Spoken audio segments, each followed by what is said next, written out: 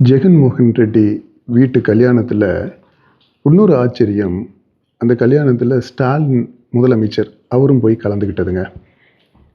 காலையில் ஸ்டாலின் போகிறாரு, சாயங்காலம் நடந்த விழாவில் நம்ம தளபதி, அதாவது தாவேகா கட்சி தலைவர் போகிறாரு. ஒரே நிகழ்ச்சியில் தூய சக்தியும் தீய சக்தியும் பங்கெடுத்துக்க முடியுது.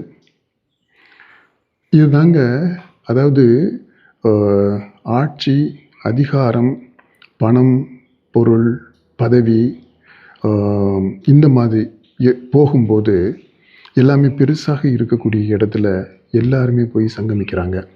அங்கே ஜாதி கிடையாது, மதம் கிடையாது, கொள்கை கிடையாது, கோட்பாடு கிடையாது, எதுவுமே கிடையாது.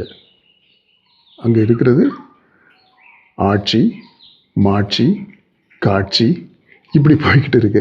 ஏறத்தாழ நம்ம நாட்டு எப்ஸ்டைன் பெர்வர்டட் யூனிவர்ஸ் அப்படின்னு கூட சொல்லலாம். எப்ஸ்டைன் பெர்வர்டட் யூனிவர்ஸில் எல்லா விதமான சக்திகளும் ஒன்று சேரும். பெரும் சக்திகள் எல்லாமே ஒன்றா சேரும். அங்கே பேரின்பம் தீக்கும். அங்கே ஏற்றத்தாழ்வுகள்லாம் இருக்காது. நம்முடைய யூனிவர்ஸ் அந்த எப்ஸ்டைன் பெர்வர்டட் யூனிவர்ஸ், அதற்கு நேர்மாறாக இங்கே இருக்கக்கூடியது கரூர் க்ரௌட் யூனிவர்ஸ்.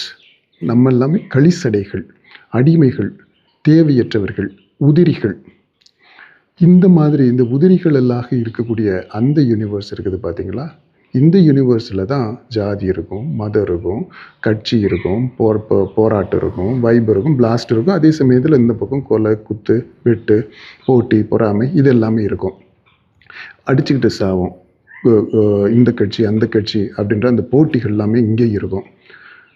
ஆனால் அங்கே எப்ஸ்டைன் பெர்வர்டட் யூனிவர்ஸில், அதாவது EPU, அந்த யூனிவர்ஸில் இந்த சக்திகள், பெருஞ்சக்திகள் எல்லாமே ஒன்றா சேர்ந்து ஜாலி பண்ணும், மஜா பண்ணும்.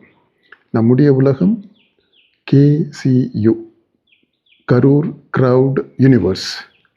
இப்படி 2 யூனிவர்ஸ் இருக்குதுங்க. இந்த 2 யூனிவர்ஸுக்கு இடையில நடக்கக்கூடிய ஒரு பெரும் போராட்டமாக தான் வரப்போகிற இந்த தேர்தலும் அமைஞ்சிருக்கு.